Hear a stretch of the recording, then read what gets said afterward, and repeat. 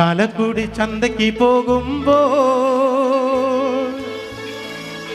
ചന്ദന ചോപ്പുള്ള മീൻകാരി പെണ്ണിനെ കണ്ടേ ഞാൻ. എന്നെ കാണാൻ പറ്റണ്ടോ? കറുപ്പ് ഡ്രസ് ഇട്ടേക്കണേ, കുഴപ്പമില്ല. ചേട്ടൻ എടുക്കണ്ടെങ്കിൽ എടുക്കുക.